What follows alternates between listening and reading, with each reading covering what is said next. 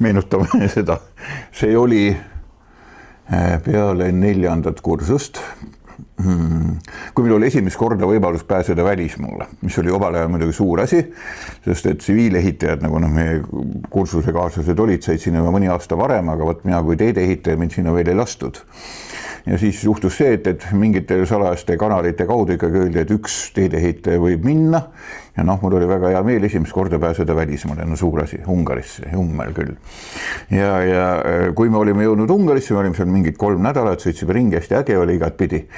Ja ungarlased ei viitsinud meiega ausalt öeldes seal 3. nädala suurt enam midagi teha. Ja siis meid viidi nende ülikooli puhkekodusse, mis oli Palatoni järve ääres, kus just ennem kiideti, et Palaton. Ja kui sa Eestist lähed Palatoni ja sa vaatad, niisugune Harku järv, okei, natuke suurem. Aga seal me siis pidime 1 nädala toimetama. Mis ikka ujud ja võtad päikest ja käisime seal sõudmas paatidega omaette huvitav kogemus. Ja siis mingil hetkel järsku, kui me olime parasjagu seal rannas, tuleb mingisugune meesterahvas ja hakkab väga uurima, et kuulge poisid, kes te siuksed olete? Me oleme seal Tallinnast, eesti keeles. Me oleme seal Tallinnast, kus te õpite? Seal, siis oli veel Polütehniline instituut, eks ole, Tehnikaülikoolis seal õpime. Kuidas siis on ja mis läheb ja õudselt palju niimoodi uuris, mingi tundmatu meesterahvas. Ja siis üks mu sõber, kes seal kõrval oli niimoodi lõpuks natuke ärrituses, küsis, kes te üldse siuke olete? Ja meesterahvas siis vastas tagasi, et ma olen nüüd see uus rektor, teil siin niimoodi. Et selline lugu oli Boris Tammek.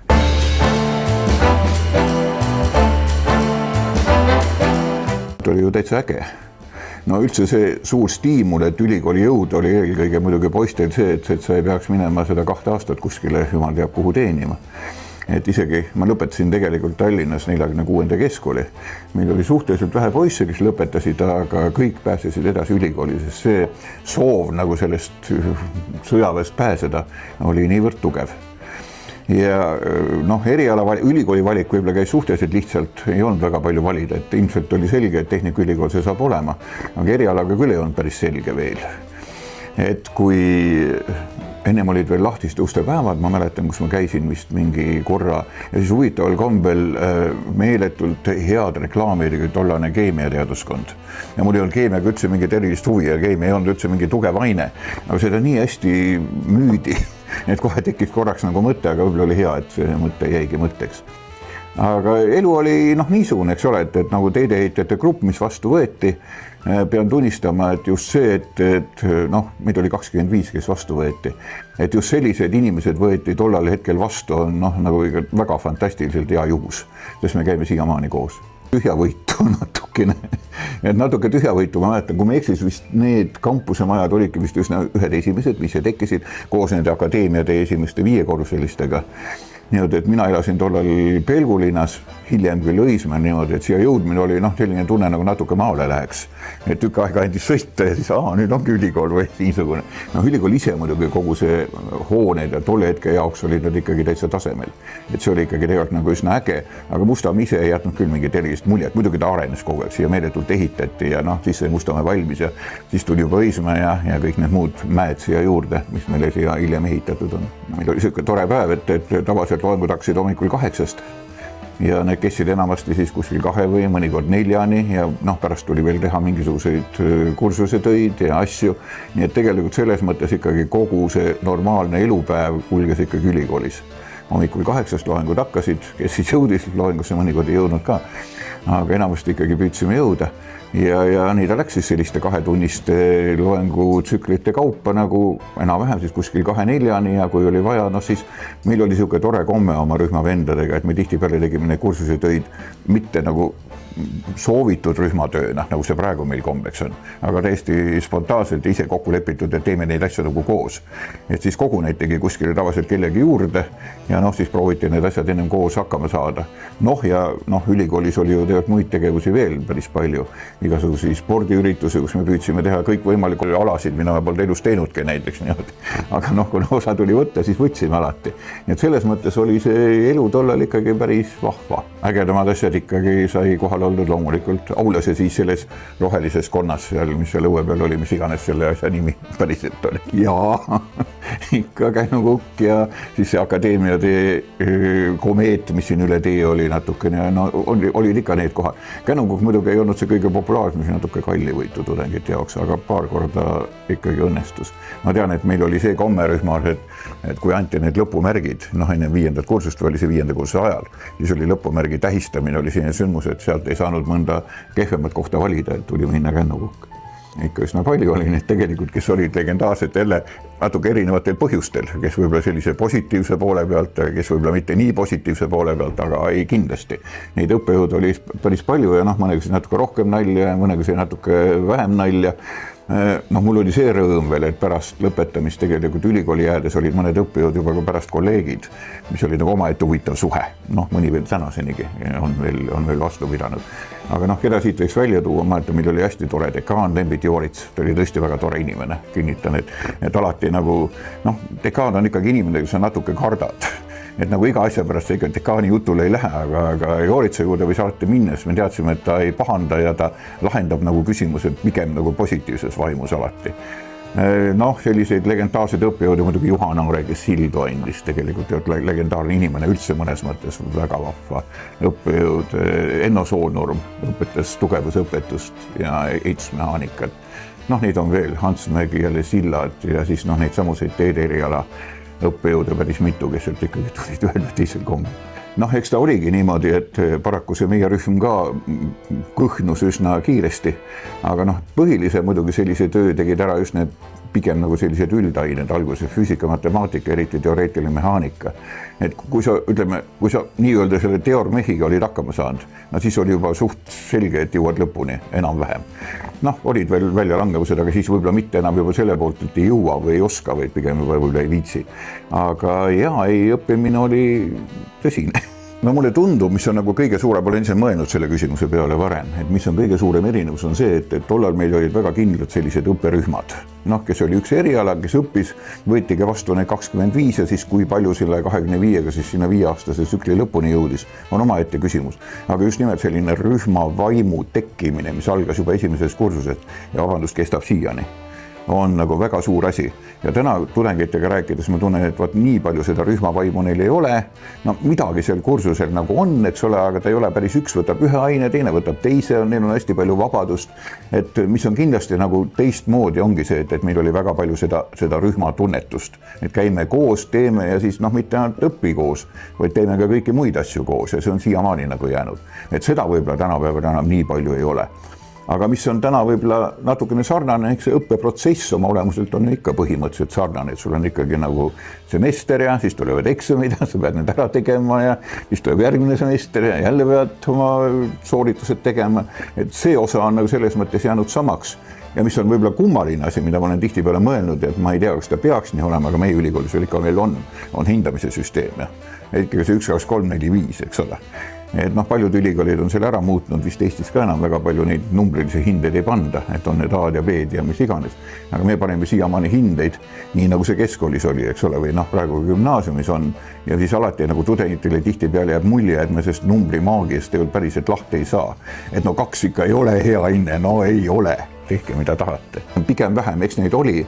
Ütleme, meil oli näiteks selline asi ju veel, et meil oli ehitusteaduskonnas siis.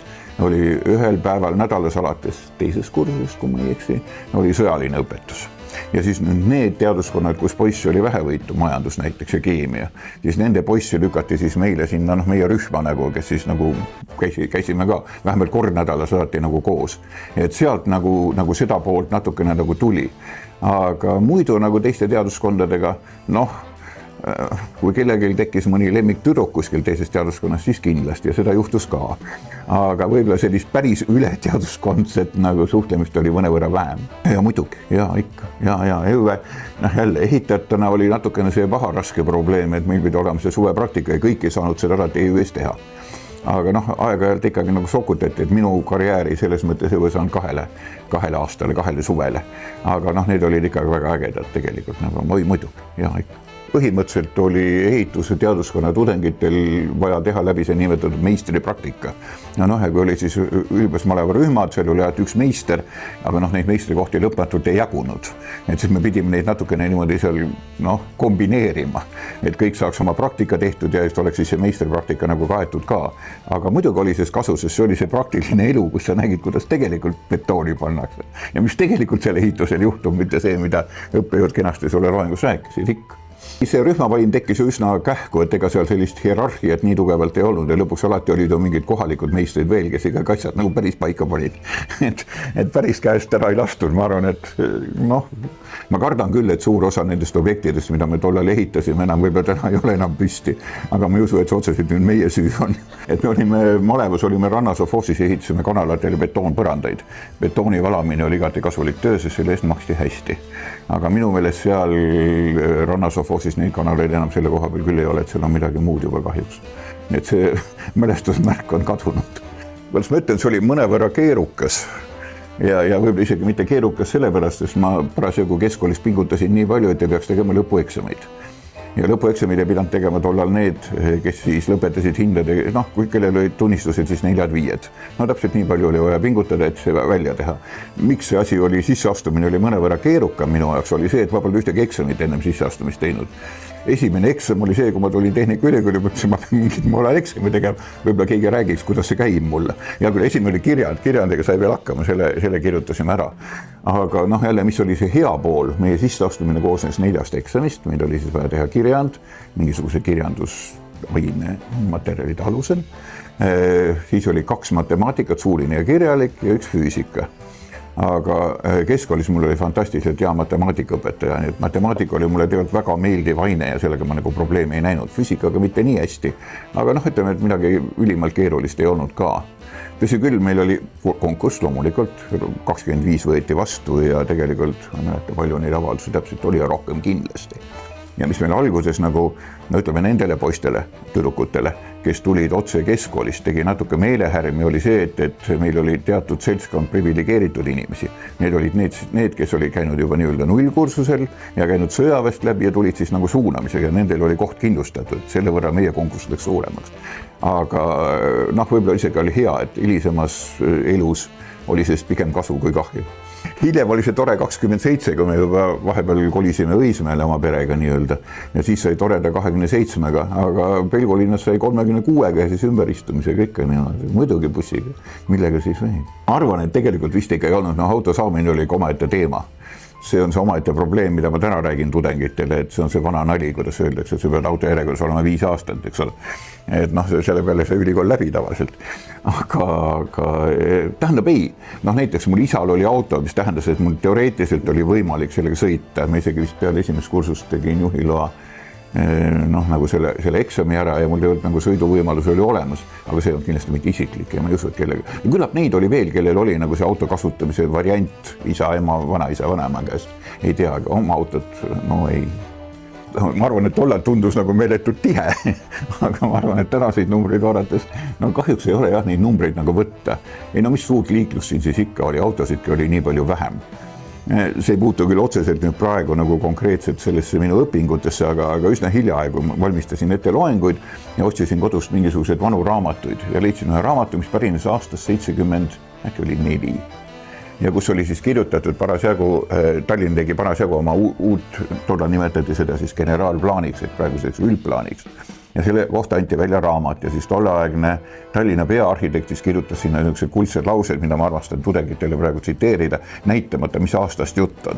Ja seal on siis mainitud, et meil on liiklus ikka meeletult halb, jubedalt on ummikuid ja see kõik tuleb sellest, et autosid on liiga palju.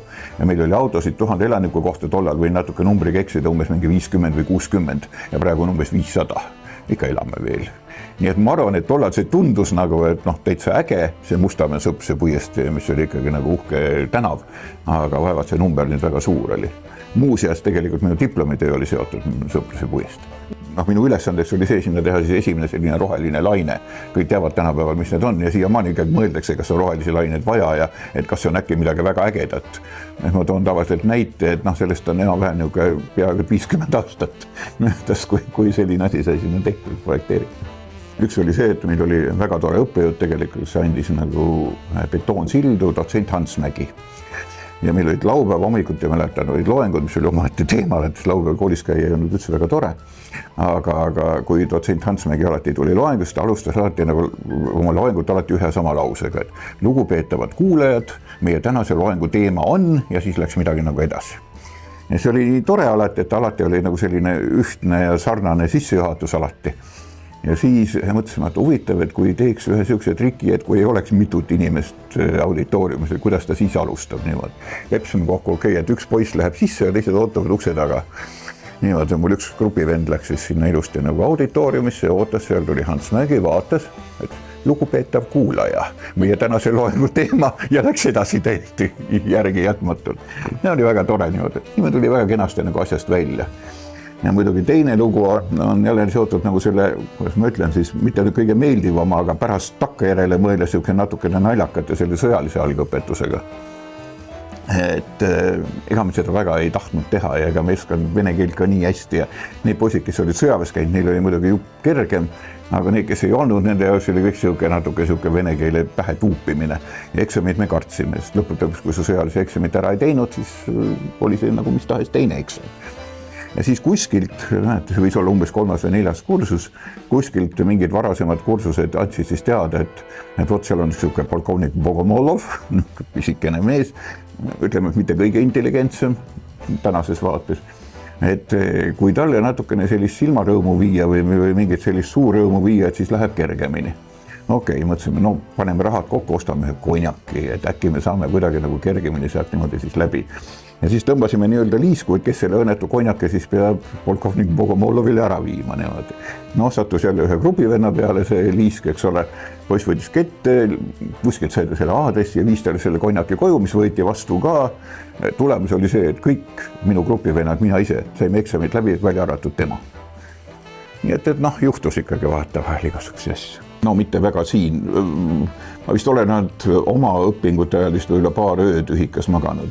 Et üldiselt, noh, need, kellel ikkagi linnas oli kodu, olid pigem ikkagi nagu kodus. Aga ei, pidusid peeti seal, kus parasjagu juhtus. Oleneb, kes oli siis teine seltskond, kes siis kas kutsus või keda siis nagu kutsuti. Kõik võimalikud kavalad kohad, ma ei mäletagi, mis need kõik olid. Igasugused, tollal oli ju see hetk, et tihtipeale oli asutustel olid mingid oma sellised puhkeruumid või mingisugused, ma ei tea, tänapäeval kohvikulaadsed ruumid ja neid oli siis mingitel tingimustel võimalik kuidagi nagu hankida ja talvel kuskil mingid saunad, sealt tuleb ka lugusid, kui hakata mõtlema. Eks need majad ole suuresti väljanägemised samad suurel määral. Sellega muidugi on ka selline lugu, et tihtipeale praegu olen vahetevahel nagu mõelnud, et tänapäeval vist ei ole kõige popim elada enam, ma ei tea, Lasnamäel või Mustamäel või et nagu ihkaks nagu hing välja. Aga tollal ma mäletan ise, kui me perega kolisime tegelikult siis Pelgulinna ühetoalisest korterist tegelikult nagu Õismäele, kus oli palju rohkem ruumi. No siis see kvaliteedi vahe oli ikkagi niivõrd märgatav, et sul oli köök ja soe vesi ja oma tuba, kus oli võimalik olla ja vot sellised asjad. Et tollal muidugi tundusid tõenäoliselt kõik need Mustamäe, Õismäe ja hiljem ka võib-olla Lasnamäe majad ikkagi nagu teise kvaliteedina. No täna on see pilt võib-olla natuke nagu teistmoodi, et täna võib-olla siia nii-öelda ütled, et ma tahaksin Mustamäele kolida, sa hakkad mõtlema, miks pärast või mis viga. Võib-olla leiaks mingi varema variandi nagu niimoodi, aga eks need majad oma olemuselt on jäänud ju samaks. Ja mõnes mõttes, kui vaadata praegu seda Mustamäed, mulle tundub, et selle enam-vähem 50 aasta jooksul, mis siin on toimunud, ega nad ei ole, võib-olla majade kvaliteet on, peab küsima targemate inimeste käest, võib-olla ei ole sama, eks ole päris. Aga mulle tundub, et tegelikult kogu see infra, mis on ja kuidas need majad on juba, puud on suuremaks kasvanud ja natuke on parke ja see on ju tegelikult ju päris äge, et ega sel ju pole väga vigagi. See on ju täitsa tore isegi Mustamäel täna nagu käib. No mida ma arvan tegelikult, et mulle tundub, et kõige tähtsam on nagu see, et tegelikult ülikoolis ei õpetatud sulle mitte nagu mingid fakte, vaid õpetati mingid arusaamu asjadest. Ja see on see, mida ma täna ise püüaks ka nagu tudengit öelda, et võib-olla mul ei ole nagu sisuliselt õigus, aga püüdke aru saada, et te peate ise nagu analüüsima ja ole võimelised neid asju nagu lahendama, isegi siis, kui teile seda otseselt ei ole nagu suhu topitud või valmis varem tehtud. Et just see moment nagu, et tegelikult õpetati asju mõistma, analüüsima ja siis sellest tulenevalt tegema nagu otsuseid ja järeldust. et tegelikult kuskil sees oli see tahe olemas, eks ole, et noh, võib-olla üht-teist me olime kuulnud vanemate käest, kuidas kellegi käest, üht-teist ka õppejõududelt ikkagi võib-olla väikselt sordiini all ja natuke peidetult, aga ikkagi, noh, olid üldained ka ajalugu ja mida aeg-ajalt õpetati, isegi selline tore aine nagu NLKP ajalugu, kus tegelikult ometi nagu räägiti natuke nagu asjadest, noh, sõltus õppejõust muidugi. Et ma arvan tegelikult küll, et tegelikult valmisolek oli olemas ja see meeletu soov kuskil hinges. Aga muidugi, no mis pidudas oli see, et keegi ei teadnud, kas see juhtub homme, nädala, kuu või võib-olla 10 aasta pärast või võib-olla me ei näe seda mitte kunagi. Aga see, et kuskil hinges oli see, et jah, jess, nüüd on moment, et nüüd tuleks küll ära teha. Ma arvan küll, et see oli kõigil sees ja noh, võib-olla täna on isegi neid natukene selliseid, kas ma ütlen, omavahelisi nagu selliseid taktikalisi otsuseid natuke raskem teha, nagu mõtleme oma mingisugusest positsioonidelt natukene, kas nüüd nii või naa. Aga vist tollal oli nagu see eesmärk, et okei, me tahame teha ise, me tahame, et meil oleks riik, mida me ise ajame, kas või kehvasti, aga ise juhime. See oli nagu see, mis ühendas suunas ja tegelikult ikkagi tiksus nagu kõvasti. No põhiliselt siin samas, eks ole, ikkagi siin majas nagu noh, ma ei olnud küll õppejõud, aga siis ma olin sellest EU-sektoris tollal hetkel. Aga noh, siit on ka mõned asjad nagu meelde jäänud, eks ole, et hakkas ju sellest Gorbatšovi ajast, kui tulid noh, need Glasnost ja Perestroika ajad. Ennem seda sellised huvitavad faktid näiteks, millest võib ka rääkida isegi natuke naljakalt, kus hakati kontrollima seda, et sa ikkagi korralikult tööl käiksid. Meil pandi sinna ette valvelauda inimesed, kes siis iga kord pidi küsima, et kui sa tahtsid uksest väljale, kuhu sa lähed ja miks sa ütlesid, kell on 9 praegu, et meil on tööaeg, miks sa ära lähed nagu niimoodi. Aga kuna minu tööruum oli esimesel korrusel ja seal pääses otse akna kaudu välja, et siis meil oli see suur rõõm, et meil oli rohkem vabadust, mida hakkasid ära kasutama ka tegelikult täiesti korralikult õppejõud professorid, kellel oli samamoodi nagu raske vabadusse pääsemisega. Aga jah, kui üldiselt vastata, siis loomulikult jah, kõik need samad asjad, mis käisid, noh, olid need öölaulupeod, eks ole, ja siis need samad Vabaduse väljaku üritused, mingid miitingud, noh, ja siis kuni selle 20 augusti õhtuni, eks ole, kus kõik kodus vaatasid, nüüd lõimiti iialgi. Ma arvan, et tegelikult see, kellega arutati, oli väga lähedane ring, sest kuskilt pidi ikkagi inimestel oli väike hirm, oli ka hinges. Sa kunagi täpselt ei teadnud, kes see inimene on, kellega sa räägid ja mis see nagu võib kaasa tuua. Et kindlasti räägiti kodus, peres muidugi räägiti, eks ole, kõiki neid asju, et noh, ikka kuuled vanemate käest, kuidas olid ja mis juhtus ja ma ei tea, kuidas peaks minema. Aga sellist võib-olla sellist avalikku arutelu oli võib-olla natuke isegi vähem, kui me täna nagu võib-olla arvaks või mõistaks, sest noh, kuskil pidi väike hirm, et midagi ikkagi võib juhtuda ja isegi, et mitte, et juhtuda on konkreetselt minuga, aga võib-olla tänu sellele läheb noh, kogu protsess kuidagi nagu kiiva. Ma olen tihtipeale nagu mõelnud, et mis oli nagu meil, eks ole, et kui me praegu vaatame nagu noh, ütleme kas või õpikuid või näiteid, mida õppejõud toovad. Noh, need on reeglina kuskilt, ma ei oska öelda, Ameerika Ühendriigid, Suurbritannia, no midagi taolist, eks ole. Ega meie elu oli tollal puhtalt nagu Nõukogude Liidu elu. Ja kõik õpikud olid, kui nad olid üldse, olid venekeelsed, eks ole. Ja ma olen tihtipeale mõelnud, et need näited, mis õpikutest toodi, noh, mingid parimad näited näiteks tehnoloogiatest, oli kõik Ameerika Ühendriikidest. Ja mul on tihtipeale tekkinud nagu see küsimus, et puht erialane küsimus, et noh, kõik teavad, eks ole, et Eestis võib, noh, täna meil on teedel on piirkiirus 90 kilomeetrit tunnis, kõik teavad. Ja kui hakkad küsima, aga miks? Ja see ausalt, mitte keegi ei oska vastata. Mulle tundub, et see puhtalt Ameerikast maha kopeeritud, nii nagu palju asju kopeeriti Ameerikast maha. Sellepärast, et kas 73 või 4 tehti Ameerikas katse ja puhtalt sellepärast, et oli esimese naftakriisiga tegemist. Tuleb tuttav ette. Otsustati, et tuleb piirata kütuse tarbimist ja selleks, et piirata kütuse tarbimist, on mõttekas piirata piirkiirust, et siis öeldakse aeglasemalt, kütus kulub vähem. Ja nad tegid siis katse, mõõtsid, kui kiiresti sõidetakse ja leidsid, et otse 85% kiirus, mida me siiamaani kasutame, on selline hea kiirus, see tähendab, et ülemine 15% tõmmatakse nagu maha, aga ülejäänud võivad rõdvalt edasi sõita. Ja kuna see juhtus olema tollal Ameerikas, miilides küll, aga meie mõistes 90, siis mul on sügav kahtlus, et me siiamaani sõidame selle pärast. Täna 90 Eestis, aga ma ei tea, kas see peab paika, seda vist tõestada ei ole võimalik. Meil on muide väga eriline rühm, ma õudselt tahaks kiita oma grupi vendasid või rühmavendasid, sest ma ei tea, kas sellist teist on olemas Eestis. Meil õpetamises sai nüüd 47 aastat ja meil on toimunud 47 rühma kokkutulekut, ehk siis igal aastal. Tõsi küll, üks on erandina, selle lihtsalt võõsel, üks aasta jäi vahele, aga siis me otsustasime, et me teeme 2 tükki ühel aastal. Nii et me käime igal aastal suvel koos, enam-vähem selle lõpetamise aegu. Aga meil oli tüdrukud, kui me eksis alguses 4 üks neist kukkus vist üsna kähku kohe välja, sest tegelikult vist nagu pärast selgus, et isa oli tal sügavalt soovitanud teedeehitust minna õppima, tal puudus selle vastu igasugune huvi, sest ta oli rohkem klaverimängija, nagu niimoodi, äkki tal läks hästi. Niimoodi ja siis ülejäänud 3, noh, ma ei taha nii öelda, et saime ka jagu, sest me siiamaani suhtleme veel vähemalt mõnedega niimoodi, aga noh, ütleme meiega koos nad ei lõpetanud. Need oli aga vähe muidugi puhtalt siuke poistepunt. Esimene isiklik auto, jälle võib rääkides, see tuli just üks päev ette, oli see, kui mul isa suri, siis tema auto jäi mulje, see oli Moskvis 2140 valge. Et see on nagu esimene auto. Ja nüüd pärast seda ma ükspäev lugesin kokku, et palju mul neid siis olnud on, õudne reklaam nüüd automeelsetele kohta tänane, aga nüüd praegune on siis 11. Ma ei ole elus kahetsenud seda, et ma siia majja sattusin. Ma vahepeal olin siit, enam-vähem siuke 8-9 aastat natukene ära, mitte päris, aga natukene ära. Aga siis, kui nii-öelda siia tagasi kutsuti, siis selles mõttes tulin nagu rõõmuga, et tegelikult oli see nagu natukene nagu tagasi tulemine jälle, et midagi jäigi nagu pooleli. Ja ma arvan, et selles mõttes on see maja tegelikult ikkagi alati olnud nagu väga äge, vaatamata sellele, et siin on toimunud igasuguse muutusi, küll värvides ja küll nimedes ja mida iganes, eks ole, et kõigile ei meeldi, mõnele meeldib, eks ole, kuidas kuskil. Aga tegelikult ütleme niimoodi, et puhtalt see, et sul on oma, ma ikkagi julgen öelda, see sama alma mater, eks ole, mida tartlased väga rõhutavad, et see on tegelikult nagu väga äge asi. Ja see tunne, et see on ikkagi nagu oma ülikool, on täitsa alles.